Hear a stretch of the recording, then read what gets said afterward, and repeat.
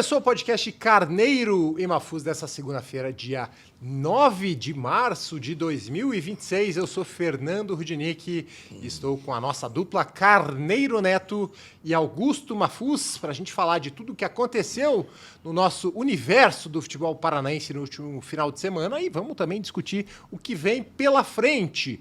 Mas antes da gente começar mais essa edição do nosso podcast mais querido aqui do 12 Esportes, deixo aquele convite para você nos seguir no YouTube, você sempre deixar o seu like, a sua curtida e compartilhar o nosso programa com todo mundo que você conhece para a gente chegar no maior número de pessoas possível. Estamos aqui para trazer o futebol paranaense, para discutir Atlético, Curitiba, Paraná Clube e trazer tudo que importa aí a opinião de Carneiro Neto e Augusto Mafuz.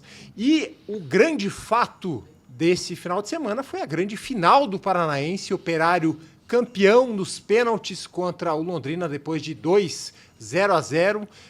Foram duas partidas aí sem gols, 180 minutos sem gols. Chegamos à decisão nos pênaltis e o Operário Fantasma se sagrou bicampeão paranaense, Carneiro Neto. Exatamente, foi uma bela vitória do Fantasma nos pênaltis. Agora, nós não podemos ser exigentes, evidentemente, numa decisão de duas partidas, com nervosismo, atenção, toda aquela expectativa, tanto da torcida de Ponta Grossa quanto de Londrina. O mérito dos dois foi chegar à final. Eles eliminaram de forma humilhante para os derrotados. O Operário eliminou o Curitiba no Alto da Glória e o Londrina eliminou o Atlético dentro da Arena da Baixada. Isso frustrou a torcida da capital, mas ao mesmo tempo enalteceu o trabalho, não só do Alan Hall. Aliás, o Alan Hall conseguiu algo inédito, né? Foi vice-campeão invicto. E o Luizinho Lopes fez um trabalho muito importante. Ele recuperou o time do Operário, que não havia feito boa campanha na fase inicial do Campeonato Paranaense, mas ele encaixou o time. O Operário tem, evidentemente, algumas restrições, principalmente ofensivas, mas é um time muito organizado defensivamente no meio de campo. E, lógico, na loteria dos pênaltis foi mais feliz, o goleiro Wagner sobressaiu-se, e o Operário fez a festa. Ponta Grossa está engalanada, muito feliz com o bi direto e o tri na história. Mafuz. Não, eu não acho que foi uma grande decisão, não. Eu esperava mais. Eu esperava mais. Inclusive, eu tinha escrito, e o Carneiro agora confirma também que é a impressão dele, eles não queriam perder o jogo com bola rolando. Evitaram... Houve excesso de respeito. Exatamente, houve excesso de respeito em Ponta Grossa e principalmente em Londrina. Agora, o Londrina mereceu perder com aquele gol que o centroavante perdeu no final do jogo. Sim. O rapaz Fabiano. Lembrei, os velhos londrinenses devem ter lembrado de Carlos Alberto Garcia, foi o grande ídolo do Londrina. Uma bola daquela, ele jogava para dentro do gol e era campeão Londrina. Agora, o Operário, como no futebol nada existe por acaso, o Operário ganhou e foi campeão e mereceu. Um belo título. Isso é importante, soma. Como ontem eu lembrei de Atlético e Curitiba, vendo no sábado, vendo a alegria da turma de Ponta Grossa e a importância que Fla-Flu deu para o título carioca. Nossa, havia risco de crise, de queda de presidente, de diretor de futebol no Flamengo. O que aconteceu em Belo Horizonte, em Porto Alegre. Mas o Atlético Curitiba perdeu o orgulho próprio, infelizmente, então deu nisso aí. Eu estou achando até que a dupla atletiva vai ser muito cobrada daqui para frente, não só por nós, evidentemente, mas pelo próprio torcedor de cada equipe. Por quê? Eles voltarão sob o signo da desconfiança. Está todo mundo de olho no Fernando Seabra, no Odair Helma, no jogador. Como é? Esse Viveiros vai fazer gol ou não vai? Esse Mendonça vai criar vergonha na cara e vai jogar ou não vai? E afinal, o ataque do Curitiba vale o quanto pesa ou não vale? O meio de campo do Curitiba funciona ou não funciona? Porque, inevitavelmente, o torcedor está muito frustrado. Muito frustrado. E o Odair Helman não tem o direito mais de errar. Depois de ele ter jogado fora o Campeonato Paranaense, a final do Campeonato Paranaense. Ele não pode mais errar. É muito cômodo ficar criticando e culpando o Mário Celso, Petralha, tudo. Mas também o Mário, ele transfere a responsabilidade para quem tem o cargo de comando, que é o técnico. Que não deveria se, devia ter um diretor que atuasse. Exato, né? é evidente, mas isso aí também é enxugar gelo. Sim. Mas a partir do momento que o técnico está dentro desse panorama, desse roteiro, ele tem que cumprir a obrigação dele. E ele que não venha dizer que empate em Bragança Paulista é bom contra 10 jogadores, ou contra 9 jogadores. Então, a partir do jogo contra o Fluminense, a torcida vai ter que cobrar resultado. E o Curitiba a mesma coisa. O Carneiro, antes de você completar, eu estou olhando só aqui os times que vão jogar a Série B desse ano, né? Temos na lista só um campeão brasileiro, que foi o Sport em 87, que ainda tem aquela polêmica toda com o Flamengo, tudo. Não tem mais nenhum campeão brasileiro. Times maiores, assim, que estavam bem, estavam na Série A, tem Fortaleza e o Ceará. E tem o Novo Horizontino, que brigou, Goiás. foi vice-campeão. Tem o Goiás, tem o Cuiabá, Criciúma, que estava na Série A também.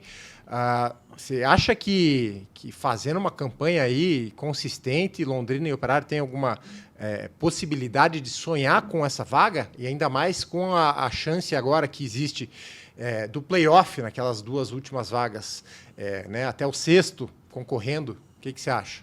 Eu acho que sim. O Londrina e o Operário demonstraram um bom nível técnico ao longo da competição. Eles podem ter frustrado nas finais, né, 180 minutos sem gols. Mas com pequenos retoques, eu diria, o Londrina está pronto. Eu não vejo assim. Claro, perdeu um gol, não avante, um gol imperdível.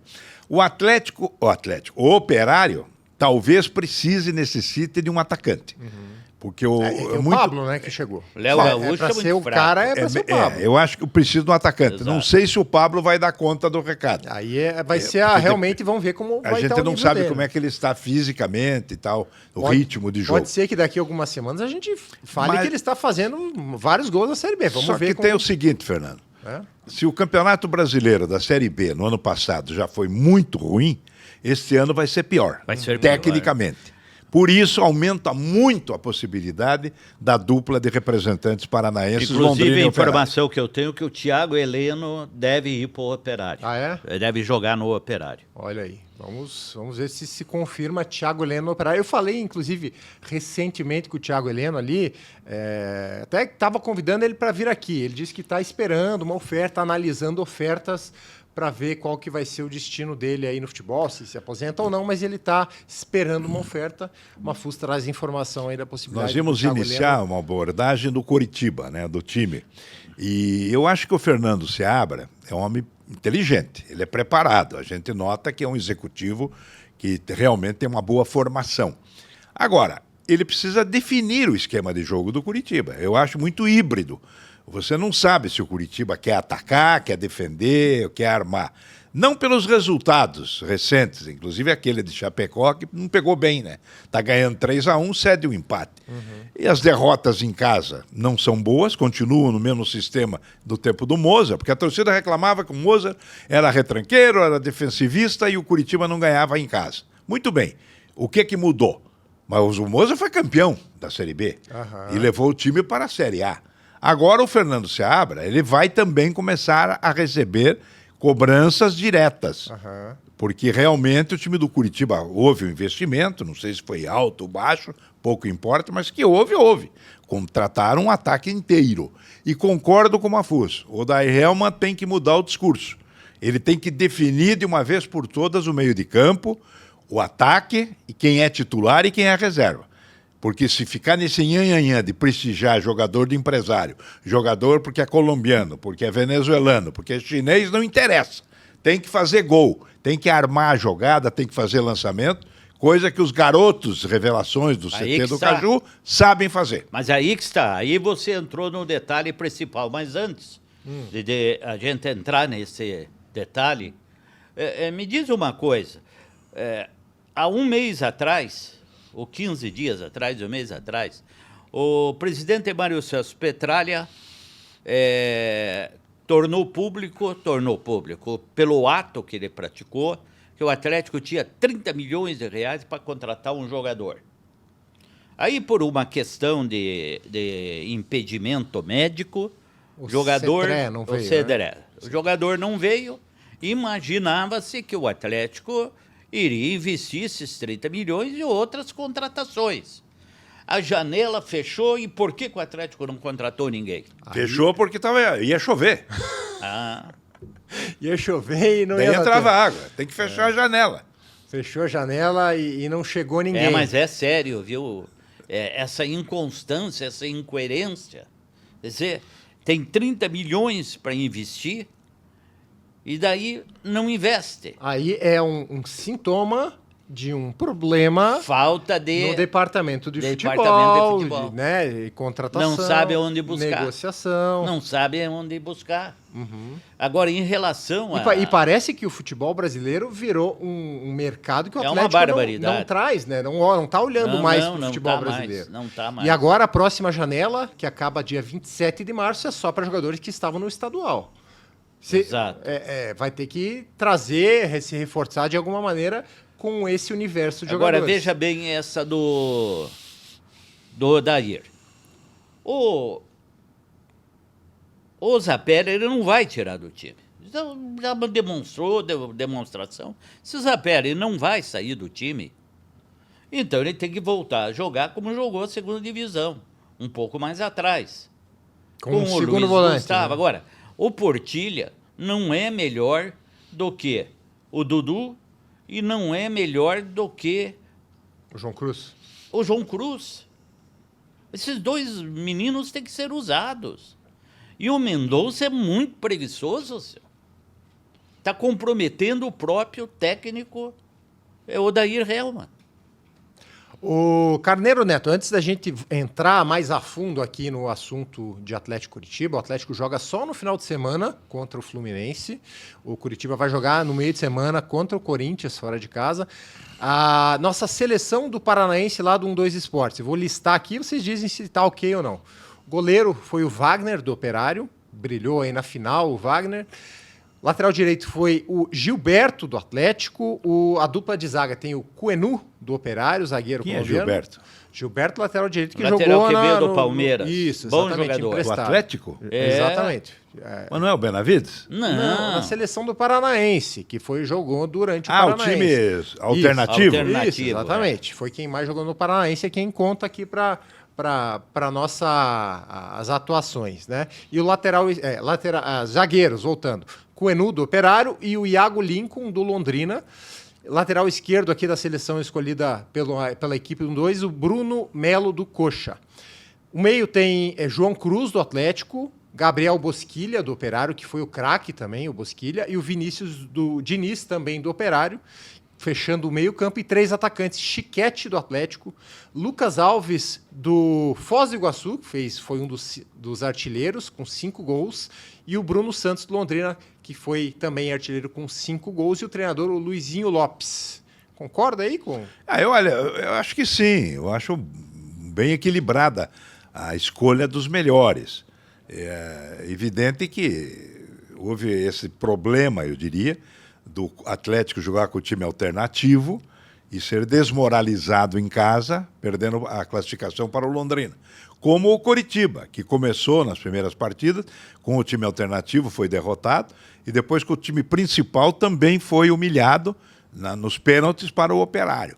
Eu não quero ser um crítico contumaz à dupla Atletiba, daqui para frente, mas eu não vou mais dar trégua, viu? Eu acho que eu estava muito iludido, achei que o ano seria bom para a dupla Atletiba, apostei muito no Fernando Seabra e no Odair Hellmann, mas os jogadores não estão respondendo. Não, os técnicos também não estão. Mas o Atlético não ter um diretor de futebol é inaceitável. Não ter uma pessoa que se responsabilize e divida as responsabilidades com o treinador. Isso aí não é time de dono. O Atlético tem uma história centenária, maravilhosa. Mas o Atlético é time de dono, Carneiro? Se coloca não na aceito, sua cabeça. mas tudo bem, mas bom, eu não aceito. Mas eu também não aceito. Não aceito. Mas é time de dono. E quem está novamente demonstrando insatisfação com os rumos aí do futebol pela Tricorp e Outfield foi a torcida, né? Que colocou faixas ali na frente do Couto Pereira, criticando a SAF. Isso é coisa da diretoria da associação. Tava lá, SAF de mendigo, que é a frase de efeito. Mas é coisa da diretoria da associação. Mas você acha que não reflete a frustração da caso torcida do em Curitiba, geral, com a falta de investimento? Deixa eu só te falar. No caso do Curitiba, eu entendo que tem que ser analisado diferente do Atlético. No caso do Curitiba, o Curitiba, há 4 anos atrás, só não fechou porque ia ficar muito triste para a associação. Ia fechar o Curitiba ou ia virar um Paraná Clube o Curitiba. 4 anos depois está na primeira divisão, de volta na primeira divisão, com as dívidas sendo pagas. Curitiba não tinha conta bancária mais. Espera aí, a torcida tem que analisar esse aspecto também. Concordo, daqui a alguns anos, se continuar essa retração no investimento no futebol, ela tem que reagir. Mas nesse momento eu entendo que não, que é injusto com os investidores do clube. Bom, Sei, eu penso dessa forma. Bom, vamos falar um pouquinho, então, a antecipação, o pré-jogo aí, Corinthians e Coritiba na quarta-feira, 9h30. O Coritiba, no momento que a gente grava, está acontecendo lá o julgamento, a gente não sabe se o Josué vai poder jogar esse jogo ou não. E tem uma disputa aí na zaga, que é o Thiago Kozer e o Jaci. O Jaci, inclusive, que virou manchete na última semana, né, pela velocidade que ele alcançou num pique ali, numa partida. Foi de 35,7 km por hora, uma velocidade muito alta, né? Se a gente for considerar a maior velocidade registrada de um jogador é de cerca de 39 quilômetros por hora, o Jaci demonstrou uma valência muito grande nisso aí. Mas o Thiago Kozer, que estava sendo titular, se machucou, né? Teve um desconforto muscular e o Seabra tem essa decisão. Vai voltar com o Thiago Kozer ou com o Jaci? Eu sei que vocês gostam do Jaci. Não. Você manteria Jaci, ele com o Maicon? Ele vai participar do Iron Man, com esse pique que ele está. Agora, eu acho que está meio confusa essa questão. A dupla que subiu com o Curitiba é a dupla... Maicon e Jaci. Para mim, é a dupla titular. Por que mexer? Aí começam os problemas. O meio de campo do Curitiba, você não sabe se é mais defensivo ou mais criativo. Não é uma coisa nem outra. É mezzo a mezzo. O ataque do Curitiba vive do Lucas Ronier, que é individualmente um grande jogador. Claro, o René e o... René ou Breno? Eu me confundo. Breno Lopes. Breno Lopes e Pedro Rocha fizeram seus gols, são bons jogadores, mas o Curitiba precisa de algo mais no ataque, porque o Lavega é apenas um complemento. Então eu vejo esse jogo com o Corinthians emblemático e perigoso. O Corinthians vem de uma humilhante eliminação no Campeonato Paulista, mas em compensação ele ganhou do Atlético na Arena da Baixada. É um bom time, atual campeão da Copa do Brasil. É relativo, né? Esse bom time do Corinthians é relativo. Dentro do futebol brasileiro, não é um bom time. Não, o futebol brasileiro, mas depois que se viu o Fla-Flu, deu vontade de chorar, né? Acabou o futebol brasileiro. Sim. Eu nunca vi um Fla-Flu tão medíocre. Mas vamos lá. É melhor que o Curitiba hoje. Quem? O Corinthians. Não sei. Não sabe? Não sei. Vamos surpreender na Neoquímica Arena. E o Coxa vai dar a volta olímpica. Meu amigo, o futebol brasileiro está muito mal. Muito bem. E você acha que o Corinthians é favorito contra o Curitiba em casa? Não, favorito. Ainda mais na Allianz Arena. Ele é favorito contra Neoquímica. qualquer... Neoquímica. Allianz Arena, os palmeirenses vão ficar bravos. Ainda mais que ele não perde lá. Ele não perde, ele é favorito naturalmente, não é por ser contra o Curitiba, por ser lá o jogo. Agora, é favorito. E é mais time, muito mais time.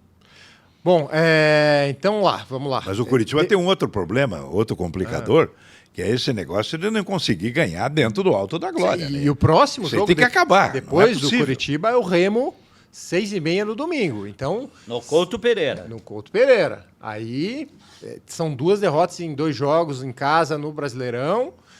E uma eliminação no estadual. Eliminação no estadual. Isso não está pegando bem, acho que a torcida, é evidente, não está satisfeita, mas é um momento assim de perturbação, eu diria, perturbador. Porque não é possível. O Curitiba sempre foi o dono do Alto da Glória, sempre conquistou vitórias, resultados importantes. O que é isso? Falta de personalidade, falta de atitude. Este é o problema da maioria dos jogadores, que ficou isso muito bem claro, muito estrangeiro. Eu vi no Fla-Flu ontem, muito cabelo engomado, muito... Mas Está cadê a bola? influenciando Cadê a bola? a presença do estrangeiro no futebol brasileiro. Ele está influenciando porque descaracterizou toda a identidade do clube. Toda. Veja o Atlético Paranaense. Eles estão ali para cumprir um compromisso contratual, sabendo que vão embora. E nunca mais voltarão a Curitiba. Não, Esse, como- cara, é o como famoso bye-bye. Como diz o Carneiro, não vão conhecer a Vila Auer. Não vão conhecer a Vila Auer. E tampouco a melhor churrascaria do Brasil, que é o Fogo Forte na Avenida Iguaçu. Muito bem. Um abraço pro Mauro Singer, então, aqui também, né? O Mauro Singer é da Napolitana de São mas- José. Mas é o mesmo, né? São os mesmos donos. Não, vamos a dizer velha assim, né? napolitana ainda é.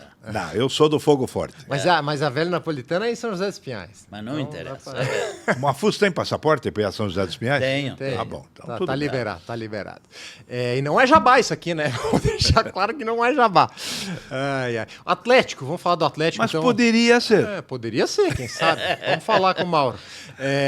Ou com o pessoal lá, que também a gente gosta muito Permuta, da antigamente, velha napolitana, pro Carlos lá. Quem era permuta antigamente, né? Permuta. Vamos daqui, vamos pro almoço lá já. Essa de jabá é boa. O jabá é os cariocas inventaram, que era o jabaculê.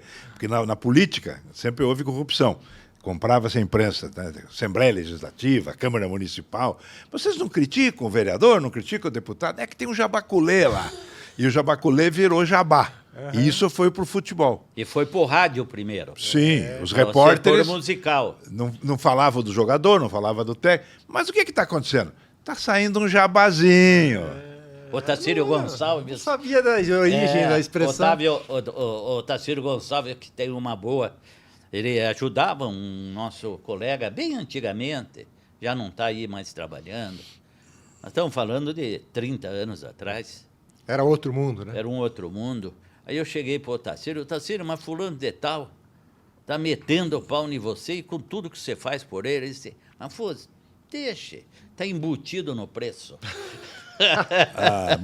Melhor é a queda do Evangelino Neves da presidência do Curitiba, em 1995. Entrou o triunvirato, né? O Joel Malucelli, o Sérgio Prosdóximo e o Edson Mauad. Mas daí tem uma emissora de rádio que estava dando uma forçada para derrubar o Evangelino, que era a rádio do Joel Malucelli, evidentemente, a Rádio Cidade, onde nós trabalhávamos. E o capitão Hidalgo, a pedido do Joel, chamava o repórter e dizia, fulano, como é que está o panorama aí no Alto da Glória? Curitiba não tinha dinheiro nem para pegar o ônibus para ir para Paranaguá jogar. O repórter, clima tranquilo, céu de brigadeiro no Alto da Glória. Passava mais um dia, a mesma coisa. No terceiro dia, o Evangelino não teve dinheiro mais para pagar os repórteres. Fulano, como é que está o panorama? Tá feia a coisa aqui, hein? Não estão pagando ninguém.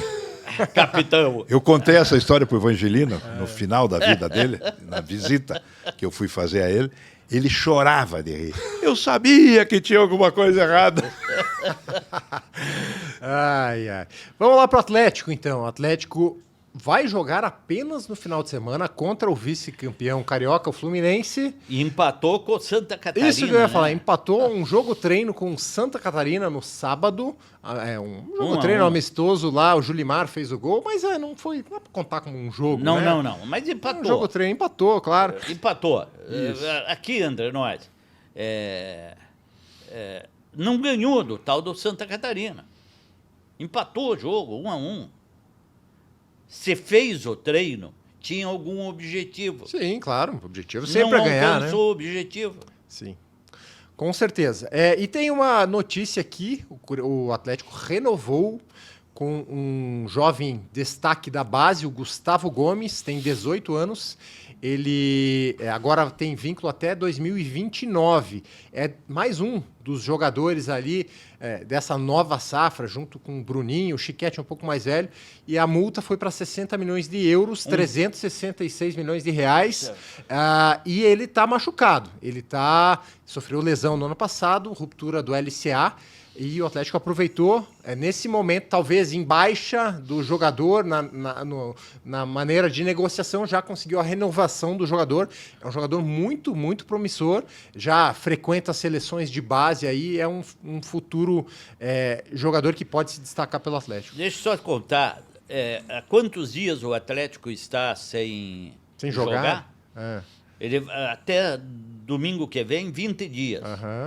Em 20 dias esse uma pré-temporada. É uma pré-temporada.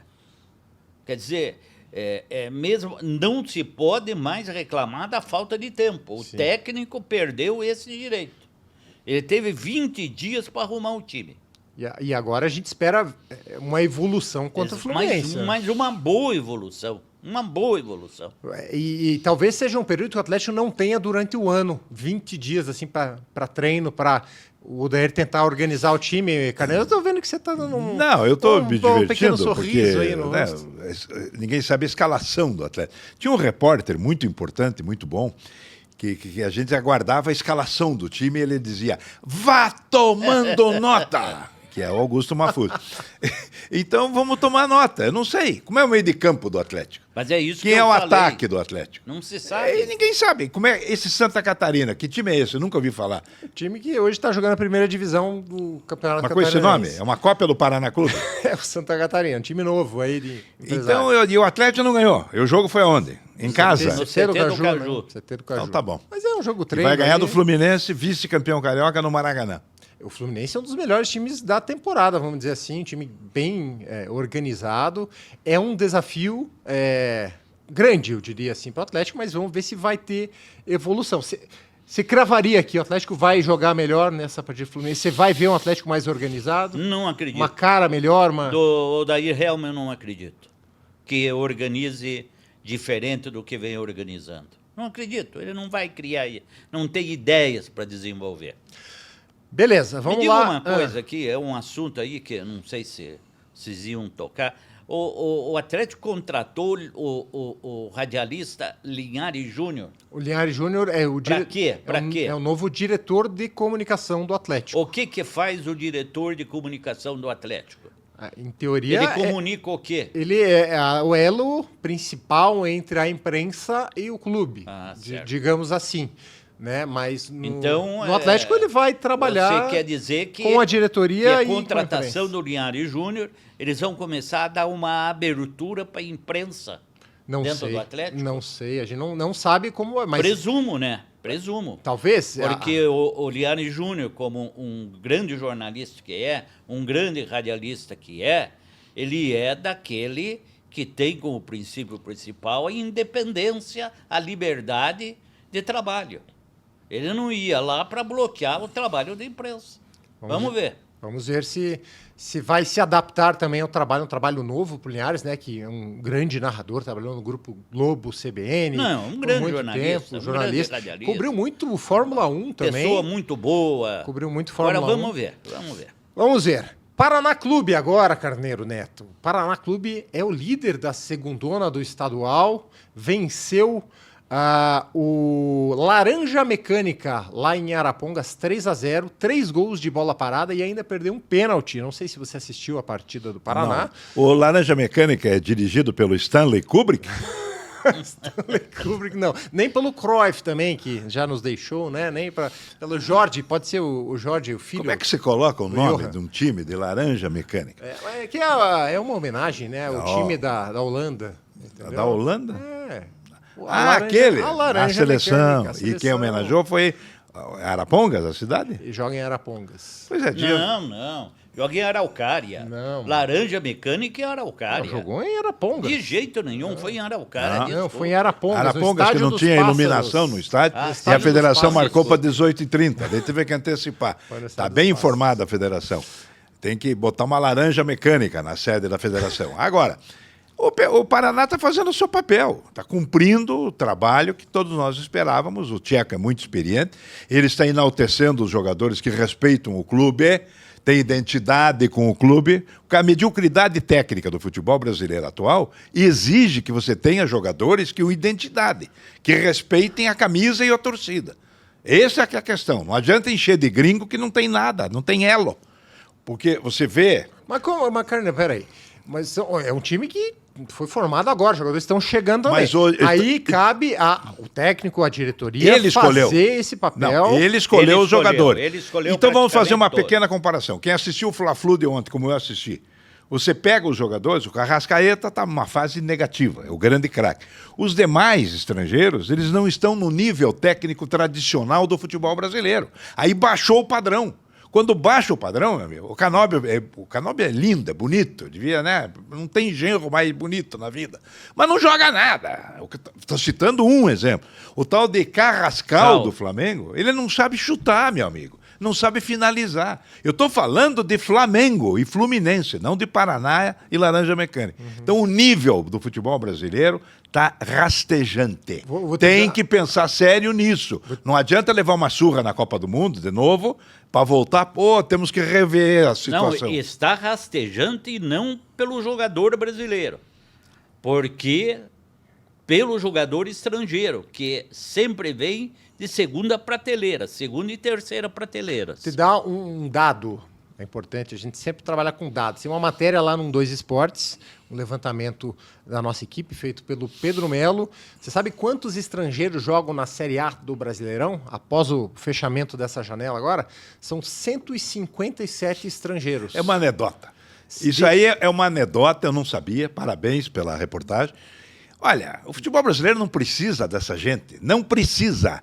Veja aí o Bruninho, o Chiquete, o Lucas Ronier, o Pedro Maurício. Nós temos craques, é um país ainda de craques. Claro, diminuiu, não tem mais terreno baldio, não, tem que ir para a escolinha de futebol. Mas, pelo amor de Deus, esses dirigentes do futebol brasileiro, é inaceitável o que eles estão fazendo. 20 países diferentes e o país que lidera a lista de estrangeiros aí no Brasil, a Argentina, são 47 hermanos argentinos aqui na primeira divisão. E o futebol argentino caindo pelas tabelas. Aliás, você viu a grande polêmica recente aí do futebol argentino sobre a classificação para a Libertadores? Eles estão deixando uma vaga lá de terceiro colocado, não para a Libertadores, mas para a Sul-Americana. E estão deixando a vaga de Libertadores entrando na segunda fase para as colocações abaixo. Então deu uma briga entre times tentar com a salvar AFA. River Plate e Boca Juniors. Não, mas o River não gostou disso aí, até brigou com a AFA. Tá uma briga grande lá no futebol argentino. Mas é isso, mais alguma coisa, Carneiro Neto? Não, eu só quero reforçar essa minha preocupação com a decadência técnica do futebol brasileiro, com o excesso de jogadores, perna de pau estrangeiros, ou você recupera o futebol brasileiro a partir da CBF, uma legislação, eu não sei, o Brasil é confuso, existe o Ministério do Esporte ainda ou não? Tá, eu acho que foi agregado com algum outro. Porque não é possível, se alguém com mínimo de neurônios na cabeça, decência e amor pelo futebol, não fizer um movimento, eu não sei o que vai acontecer. O povo não vai mais no campo, porque eles não respeitam o torcedor do estádio. Marcam um jogo às 8h30 da noite, domingo, 10h30 na quarta-feira. Então eles não querem mais, acho que o torcedor vá no estádio, porque quem manda agora são os streamings. Eles põem nos horários que bem interessam. Agora, a parte técnica é sofrível. É ridículo o que nós estamos acompanhando. Tem o Ministério do Esporte aqui. Tem, então poderia... É o Fufuca. É o Fufuca, o André Fufuca. Como é o nome do ministro? Fufuca. O André Fufuca. Desculpe, retiro tudo que eu falei. Muito bem, meus amigos. Antes da gente encerrar, então, mais essa edição do Carneiro e Mafuz, vou deixar um recado aqui para quem está nos assistindo, principalmente a nossa audiência atleticana. Hoje, dia 9 de março, vai acontecer um jantar lá no Porta Romana, a partir das 16h30, em celebração ao aniversário de Valmor Zimmermann, uma lenda do Atlético, um dirigente histórico do Atlético, e também ao ex-governador Orlando Pessutti, 2 aniversariantes do dia. O convite custa R$ 145, então se você tem interesse, você pode entrar nas redes sociais lá da organização do Nosso Atlético e comparecer a esse jantar para o Valmor Zimmermann. É um encontro de todas as gerações. Isso, todas as gerações. Vai ser um encontro emocionante em que a história do Atlético de todas as épocas será mostrada. Muito bom. E o Valmor Zimmermann esteve aqui, já gravou com a gente, e na quinta-feira publicamos um podcast especialíssimo com o Valmor contando histórias aí, bastidores. História de raiz. Raiz da passagem dele como um presidente, dirigente, supervisor. O cara fez tudo na história do Atlético. Só não foi jogador, né, Carneiro Neto? Mas não, é isso. O Valmor não foi jogador, mas foi provavelmente o grande revolucionador do processo do Atlético com a criação da retaguarda atleticana. Sem a retaguarda atleticana, o clube da Baixada, o Furacão, talvez não tivesse o sucesso que obteve. Muito bem, é isso. Voltamos na quinta-feira, então, com o podcast com o Valmor Zimmermann. Aquele abraço. Tchau, tchau.